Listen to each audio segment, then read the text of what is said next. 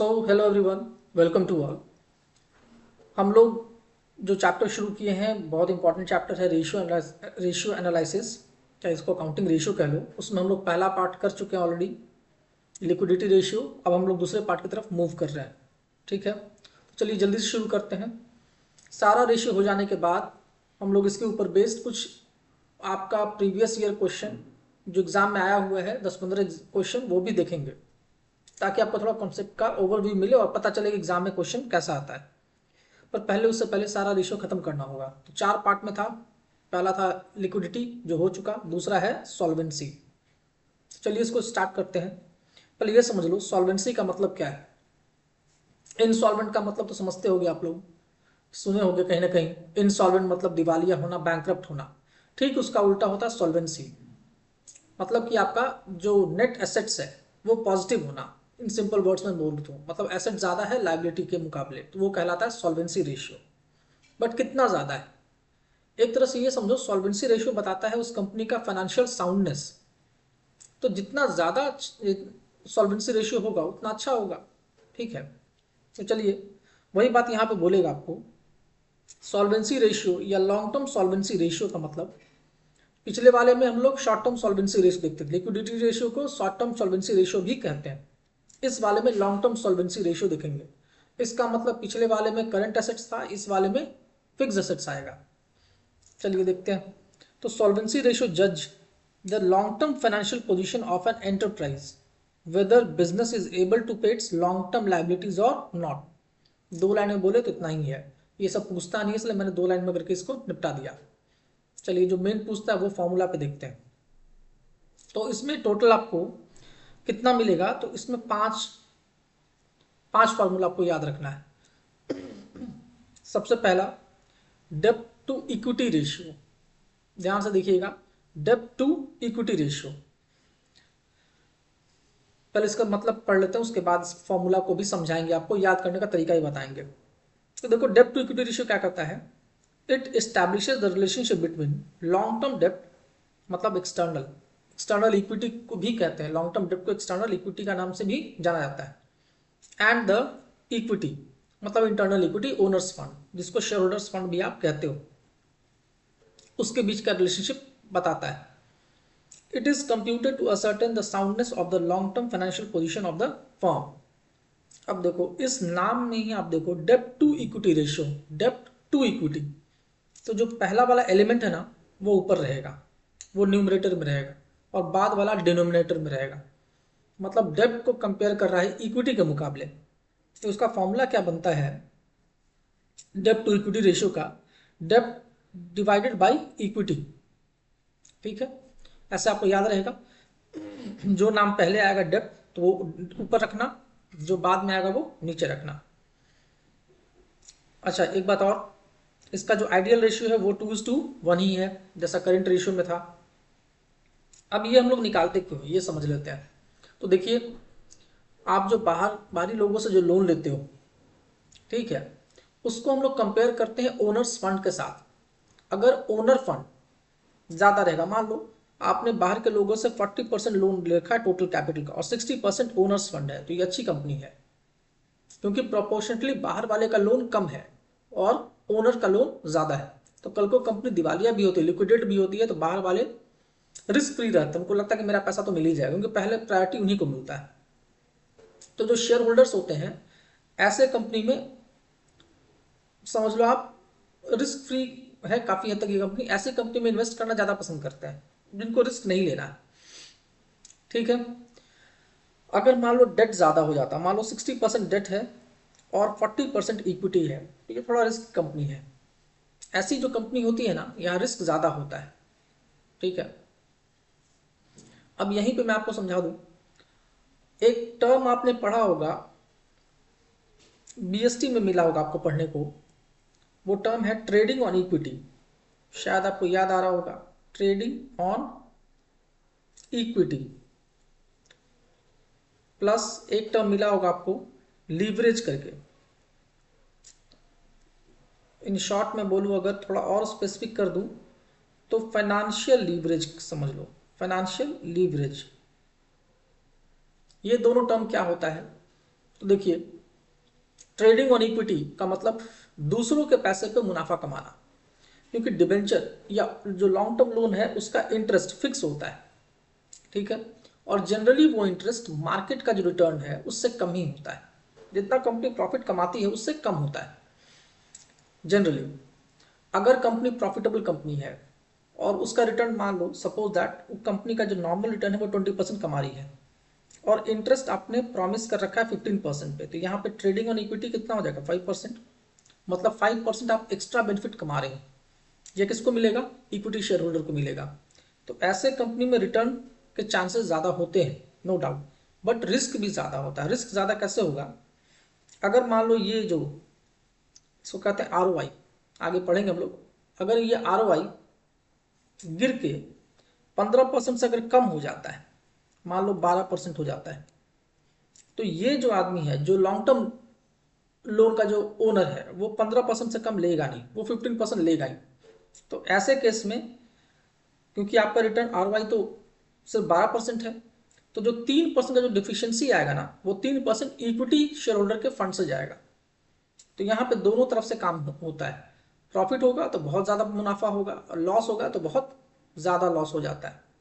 तो यहाँ पर रिस्क बढ़ जाता है।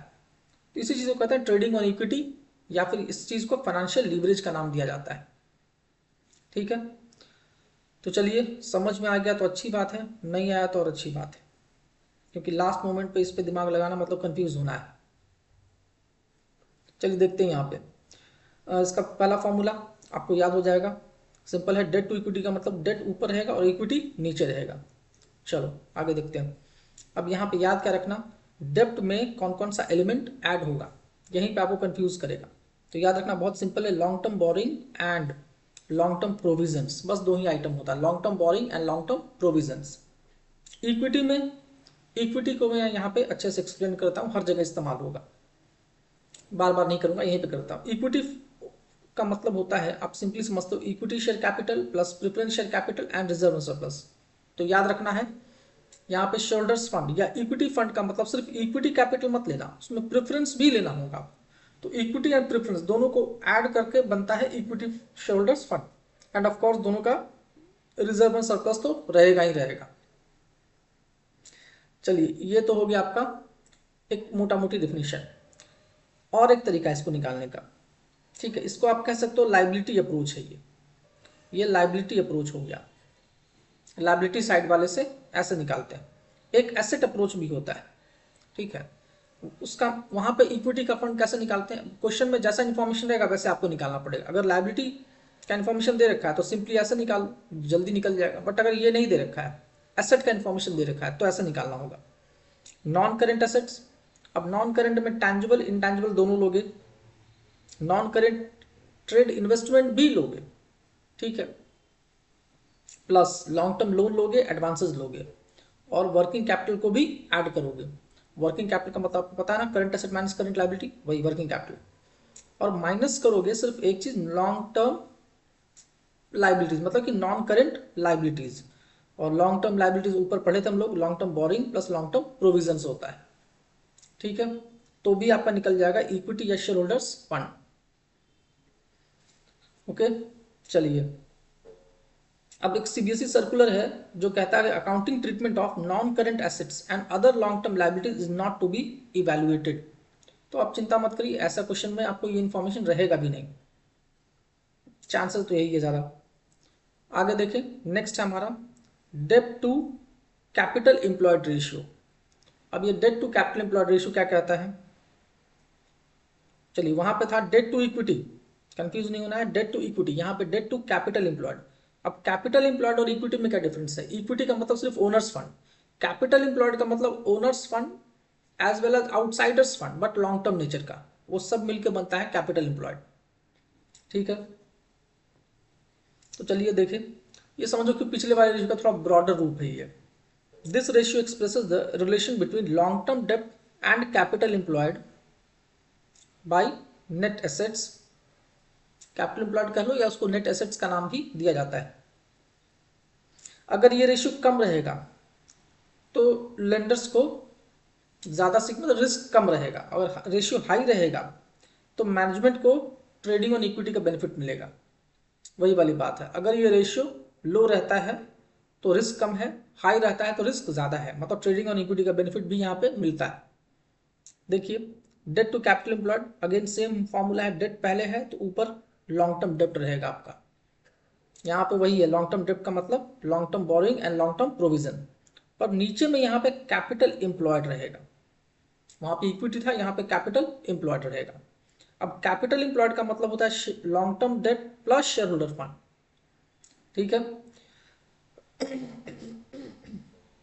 इन दोनों का एक्सप्लेनेशन यहाँ पे नहीं दिया हुआ क्योंकि हम लोगों ने ऊपर इसको पढ़ लिया था, तो वही चीज़ सेम यहाँ पे होगा। लॉन्ग टर्म डेप्ट का यही मीनिंग, और शेयर होल्डर फंड तो आप लोगों ने ऊपर पढ़ा ही था, दोनों अप्रोच से, एसेट्स अप्रोच से भी और लायबिलिटी अप्रोच से भी, इसलिए मैंने यहाँ पे इसको नहीं डाला। चलिए आगे देखते हैं, total asset to debt ratio. अब अभी तक आपने लॉन्ग टर्म डेट कंपैरिजन किया था टोटल एसेट से, या यूँ कहो कैपिटल एम्प्लॉयड से, या फिर आप बात करो तो इक्विटी से।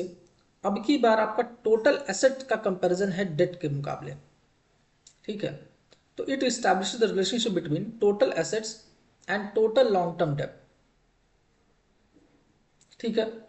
चलिए देखते हैं, तो यहाँ भी फॉर्मूला सिंपल वही रहेगा, जो पहले रहेगा वही ऊपर न्यूमरेटर रहेगा। तो टोटल एसेट पहले है तो टोटल एसेट ऊपर रहेगा और नीचे लॉन्ग टर्म डेट। अब यहाँ पे टोटल एसेट्स का मतलब क्या है, देखिए मैंने यहाँ पे नोट कर दिया है, नॉन करेंट एसेट रहेगा, बोथ टैंजिबल एंड इनटैंजिबल मतलब fix assets, plus non current investment रहेगा, plus long term loans and advances रहेगा। ये सब मिलकर बनेगा नॉन करेंट एसेट्स।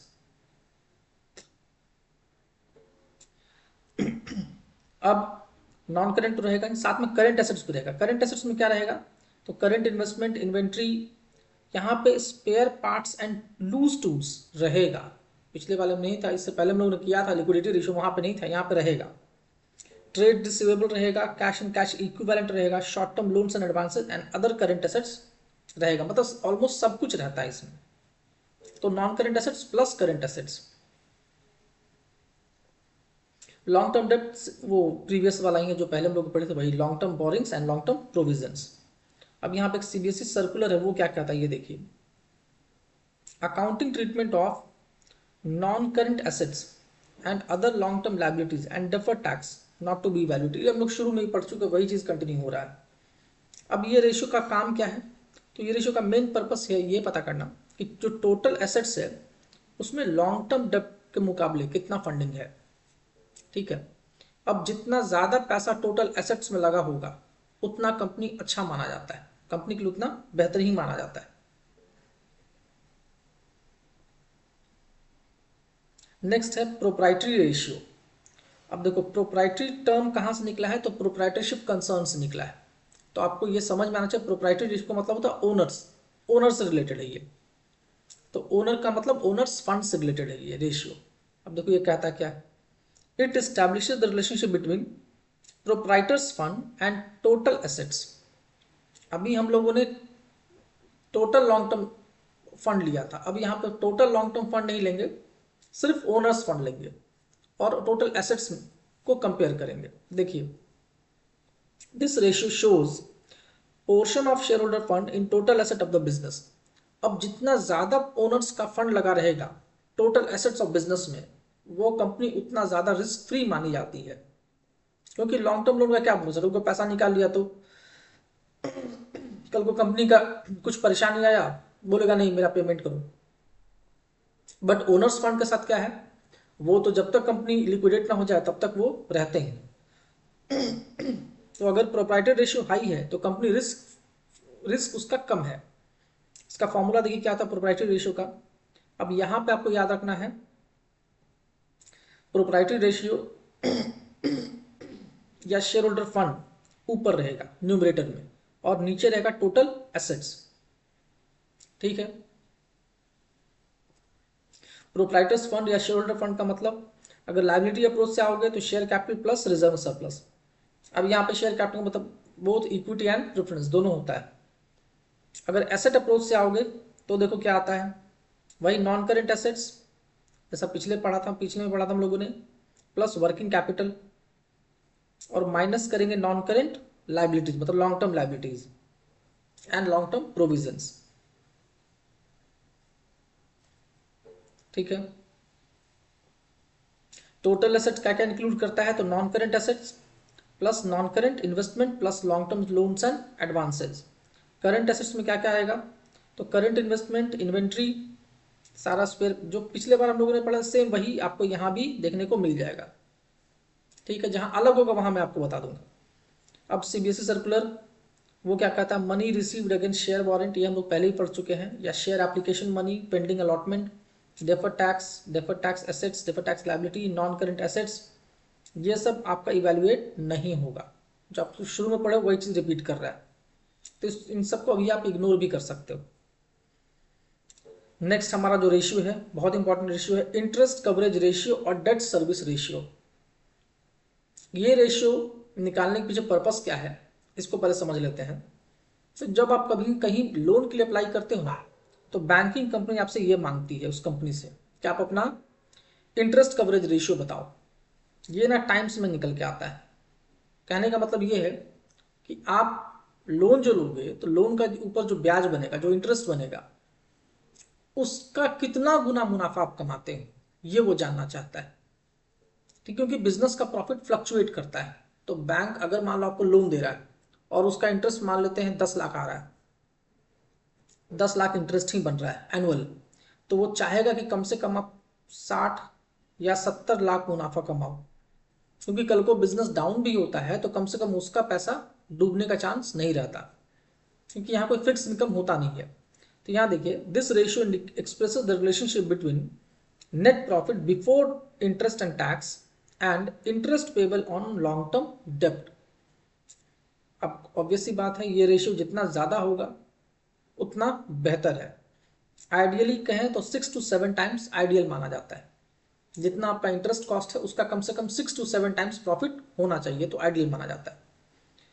तो इसका फॉर्मूला क्या बना इंटरेस्ट कवरेज रेशियो का, तो net profit before interest and tax, इसको शॉर्ट में कहें तो EBIT, earning before interest and tax, या PBIT, profit before interest and tax, divided by interest on long term डेब्ट। यहाँ सिर्फ लॉन्ग टर्म डेब्ट लेंगे, इक्विटी नहीं, क्योंकि इक्विटी का रिस्क तो होता ही नहीं है। मेन रिस्क होता है लॉन्ग टर्म डेब्ट के इंटरेस्ट का, वो आपको पे करना ही है, चार्ज होता ही है। तो नेट तो EBIT by interest on long term डेब्ट, ये इसका फॉर्मूला है। क्लियर। चलिए हमारा जो नेक्स्ट है, नेक्स्ट कैटेगरी है रेशियो का। अभी हम लोगों ने क्या क्या किया, लिक्विडिटी रेशियो कर लिया, सॉल्वेंसी रेशियो कर लिया, सॉल्वेंसी का पांचों पार्ट कर लिया। अब करेंगे थर्ड कैटेगरी, जिसका नाम है टर्नओवर या परफॉर्मेंस या एक्टिविटी रेशियो। ठीक है, अब देखिए इसमें भी आपका कुल मिला के टोटल 6 है, तो इसको हम लोग अब इसी वीडियो में ही कवर कर लेते हैं थोड़ा जल्दी जल्दी। ठीक है, अब देखो टर्नओवर या परफॉर्मेंस या एक्टिविटी रेशियो, कोई भी नाम आपको यूज कर सकता है। ये करता क्या है, तो these ratio measures how efficiently a company is using its assets to generate revenue from operation। यूं कहो शॉर्ट में कि कंपनी अपने रिसोर्सेज को कैसे यूज करती है इफिशिएंटली एंड इफेक्टिवली, ताकि उससे वो मैक्सिमम रेवेन्यू जनरेट कर सके। ये सब मेजर करता है इस रेशियो में। ये रेशियो भी आपको टाइम से मिलेगा। अब इसमें टोटल 6 तरह के रेशियो हैं, जिसको हम लोग एक एक करके देखेंगे। इससे क्वेश्चन फ्रीक्वेंटली आपको एग्जाम में देखने को मिलेगा, इसलिए अच्छे से इसको याद करके जाना। देखो पहला है इन्वेंट्री टर्नओवर रेशियो। इन्वेंट्री का मतलब स्टॉक होता है, तो पहला है इन्वेंट्री टर्नओवर रेशियो। अब पिछले वाले रेशियो में क्या था, जो नाम पहले आता था ना वो न्यूमरेटर में आता था। इसमें याद रखना कि जो नाम पहले आता ना वो न्यूमरेटर नहीं, वो डिनोमिनेटर में रहेगा। ये इसकी खास बात है। और बाद वाला जो है वो न्यूमरेटर में रहेगा। इन्वेंट्री का मतलब होता है स्टॉक, टर्नओवर का मतलब होता है सेल्स। ठीक है, टर्नओवर का मतलब क्या होता है, सेल्स। तो चलिए देखते हैं। This ratio shows the relationship between cost of revenue from operation during a given period and the average amount of inventory carried during that period। ठीक है, दो चीज लिया। पहला तो लिया cost of revenue from operation, मतलब cost of goods sold short में बोले तो, और दूसरा लिया एवरेज अमाउंट ऑफ इन्वेंट्री, मतलब opening plus closing by 2। It indicates the number of times the stock is turned into sales during the accounting period. Inventory turnover ratio का main purpose क्या है बताना, कि पूरे साल में आपका कितनी बार जो स्टॉक है वो सेल्स में कन्वर्ट होता है, ये इसका पर्पस है मेन बताना। अब जितनी बार सेल्स में कन्वर्ट होगा उतना कंपनी अच्छा माना जाएगा। It measures how fast the stock is moving through the firm and generating sales. दूसरे शब्दों में ये भी कह सकते हो, जितना जल्दी जल्दी आपका स्टॉक सेल होता है उतना अच्छा कंपनी है आपका, अच्छा मार्केट में पकड़ है, आपका गुडविल है, तो ये रेशियो हाई होना बेहतर माना जाएगा। चलिए फॉर्मूला क्या है इसका इन्वेंट्री टर्नओवर रेशियो का, कहता है cost of revenue from operation, या इसको आप कह सकते हो cost of sales, cost of goods sold भी कहा जा सकता है। Cost of revenue from operation divided by average inventory. देखिए यहाँ पे मैंने नोट ही कर दिया, cost of revenue from operation का मतलब होता है कॉस्ट ऑफ गुड्स सोल्ड। ठीक है, अब इसको डिटेल में देख लेते हैं कॉस्ट ऑफ गुड्स सोल्ड में क्या क्या आता है।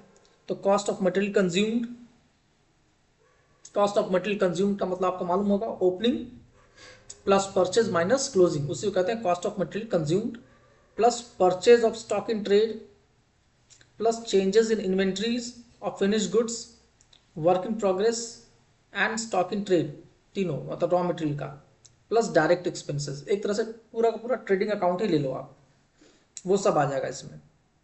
या फिर एक तरीका और है निकालने का, opening inventory plus purchase plus direct expense minus closing inventory, या फिर revenue from operation minus gross profit. अब इन तीनों में से किसी तरीके से निकाला जा सकता है cost of revenue from operation. Exam में जो क्वेश्चन आएगा आपको इन्हीं सब चीज़ों पे मेन फंसाएगा, तो ये आपको आना चाहिए कि cost of revenue from operation आपको बिल्कुल निकाल कर नहीं देगा, जो 3-4 मार्क्स का जो क्वेश्चन रहेगा उसमें निकालना पड़ेगा, आपको इन्फॉर्मेशन देगा, आपको पता होना चाहिए कैसे निकलता है। तो सिंपल आपको याद रखना, ट्रेडिंग अकाउंट जो पढ़े थे 11th में वही याद रखना। अब अलग अलग तरीके से, मान लो प्रॉफिट दे दिया तो सीधा सेल्स में से प्रॉफिट माइनस कर दो तो आ जाएगा, सेल्स नहीं दिया तो सारे कॉस्ट को ऐड कर दो तो आ जाएगा। ठीक है, तो उसी तरीके से आप निकालते हो cost of revenue from operation. Average inventory तो बहुत सिंपल है, ओपनिंग प्लस क्लोजिंग दोनों को ऐड कर दो डिवाइडेड बाय 2, ये आपका एवरेज इन्वेंट्री आ जाता है। अगर मान लो ओपनिंग इन्वेंट्री और क्लोजिंग इन्वेंट्री दोनों नहीं दिया है तो जो दिया है उसको क्लोजिंग इन्वेंट्री मानते हैं और वही मान लेते हैं एवरेज इन्वेंट्री। ये आगे नोटेड भी मिलेगा आपको, मैंने शॉर्ट में बता दिया कि अगर ओपनिंग क्लोजिंग इन्वेंट्री नहीं दे रखा है तो क्लोजिंग इन्वेंट्री को ही आप एवरेज इन्वेंट्री अज्यूम कर सकते हो। ठीक है, otherwise opening plus closing by 2 ये फॉर्मूला होता है इसका। तो चलो ये फॉर्मूला आई थिंक आपको समझ में आ गया, आगे बढ़े। नेक्स्ट है हमारा ट्रेड रिसीवेबल और डेटर टर्नओवर रेशियो। अब यहाँ भी आपका मतलब यही है, जो आप उधार में सामान बेचते हो तो साल में कितना जल्दी जल्दी आप उस डेटर से पैसा रिकवर कर पाते हो, यही यहाँ पे देखना मेन पर्पस है। देखिए this ratio depicts the relationship between credit revenue from operation and average trade receivable of the year. It indicates economy and efficiency in the collection of amount due from debtor. मतलब जो debtor से पैसा बाकी है वो कितना जल्दी आप कलेक्ट कर पाते हो, वही है इस रेशियो का मेन पर्पस है बताना। फॉर्मूला है इसका डेटर या ट्रेड रिसीवेबल टर्नओवर रेशियो का, क्रेडिट रेवेन्यू फ्रॉम ऑपरेशन। अब डेटर है तो यहाँ पे क्रेडिट सेल लेना, कैश सेल नहीं, कैश सेल से कोई मतलब ही नहीं है, क्रेडिट सेल से मतलब है। तो credit revenue from operation by average trade receivable, क्योंकि डेटर टर्नओवर रेशियो है तो यहाँ पे नीचे में क्या रहेगा, ट्रेड रिसीवेबल रहेगा। ट्रेड रिसीवेबल में क्या क्या रहेगा वो हम लोग देख लेते हैं। तो ट्रेड रिसीवेबल में ओपनिंग मतलब डेटर प्लस बी आर दोनों लेते हैं, ठीक है, प्लस क्लोजिंग बाई 2। और क्रेडिट रेवेन्यू फ्रॉम ऑपरेशन में क्या क्या रहेगा, तो credit revenue from operation minus sales return है, कोई रिटर्न है तो वो लेस करोगे, या फिर revenue from operation minus cash revenue from operation से भी निकालोगे। अब ये रेवेन्यू फ्रॉम ऑपरेशन का मतलब है total revenue from operation, total sale में से कैश सेल्स को माइनस कर दोगे तो भी निकल के आ जाएगा क्रेडिट रेवेन्यू। अगर ओपनिंग के बारे में इंफॉर्मेशन नहीं दिया, ओपनिंग क्लोजिंग के बारे में, तो आप मान के चलना क्लोजिंग ही आपका एवरेज है, जो हम लोगों ने ऊपर पढ़ा था वही बात यहाँ भी है। अच्छा, कभी कभी एवरेज कलेक्शन पीरियड निकालने को बोलेगा आपको, ठीक है। तो number of days, weeks, month in a year जैसे बोलेगा निकालने के लिए वो ले लेना, ऊपर में डिवाइड कर देना उसको ट्रेड रिसीवेबल या डेटर टर्नओवर रेशियो से, तो भी आपका एवरेज कलेक्शन पीरियड निकल के आ जाता है।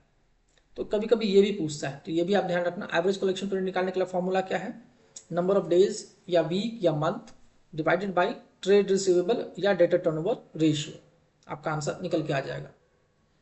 सिमिलरली ट्रेड पेबल या क्रेडिटर टर्नओवर रेशियो बिल्कुल सेम है। ये क्या कहता है, ये बेसिकली ये कहना चाहता है कि आप अपने क्रिएटर को कितना फ्रीक्वेंटली पे करते हो। जितना जल्दी जल्दी पे करोगे उतना बेहतर है, क्योंकि क्रिएटर को अगर टाइम पे पेमेंट करोगे तो वो आपका मार्केट में अच्छा गुडविल बनता है, ठीक है। अगर उसका पैसा देने में आनाकानी करोगे, डिफॉल्ट कर दोगे, तो आगे से आपका क्रेडिबिलिटी खराब हो जाएगा, ठीक है। फॉर्मूला क्या है इसका, तो net credit purchase divided by average trade payable. यहाँ भी आपका क्रेडिट परचेज लोगे, क्योंकि क्रेडिटर है तो परचेज से बात करेंगे। अब net credit purchase equal to होता है net purchase, I mean net नहीं, यहाँ पे प्रिंटिंग एरर है। Net credit purchase equal to होता है टोटल परचेज, यहाँ पे आप कर लो total purchase minus cash purchase, तो आपका नेट क्रेडिट परचेज आ जाएगा। Average trade payable again same, opening plus closing by 2। अब यहाँ पे क्रेडिटर प्लस बिल पेबल दोनों लेके चलोगे। अगर नहीं दे रखा है ओपनिंग क्लोजिंग तो आप क्लोजिंग को ही मान लोगे एवरेज, ठीक है। तो फॉर्मूला याद रहेगा, net credit purchase by average trade payable. यहाँ भी एवरेज पेमेंट पीरियड अगर निकालने को बोलेगा तो number of days, weeks, months in a year divided by trade payable या क्रेडिटर टर्नओवर रेशियो, तो आपका एवरेज पेमेंट पीरियड निकल के आ जाएगा। नेक्स्ट है वर्किंग कैपिटल टर्नओवर रेशियो। अब देखो वर्किंग कैपिटल के बारे में लोग पढ़े थे, current assets minus current liability ही वर्किंग कैपिटल होता है आपका। अब ये रेशियो का काम क्या है, तो ये बेसिकली रिलेशनशिप बनाता है वर्किंग कैपिटल और रेवेन्यू फ्रॉम ऑपरेशन के बीच में। ये बताता है कि कितना बार आपका वर्किंग कैपिटल कितनी बार रोटेट होता है, ठीक है। बेसिकली ये सम टोटल है, डेटर क्रेडिटर सबका सम टोटल है। तो ये जितना ऑपरेटिंग साइकिल, आपका जो ऑपरेटिंग साइकिल जितना छोटा होगा उतना बढ़िया बिजनेस माना जाता है। मतलब आपका फंड कम टाइम के लिए ब्लॉक रहेगा, तो जितना जल्दी आपका वर्किंग कैपिटल रियलाइज होता है उतना बढ़िया माना जाता है आपका बिजनेस ऑपरेशन।